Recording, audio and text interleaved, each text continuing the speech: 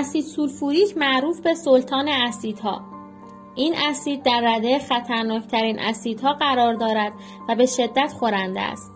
اسید سولفوریک جزء پرکاربردترین اسیدها در صنایع می باشد، از جمله صنایع تولید کاغذ، صنایع کشاورزی جهت تولید کود شیمیایی، صنایع لاستیک سازی، صنعت تولید باتری، صنایع تولید انواع فولاد، صنعت استخراج انواع فلز. ایران یکی از تولید کنندگان اسید سولفوریک در جهان می باشد. آداکشیمی تولید کننده اسید سولفوریک 50 و 35% در انواع بسته‌بندی به صورت خرد و فله است. جهت ثبت سفارش و کسب اطلاعات بیشتر با شماره 33036394 تماس حاصل فرمایید.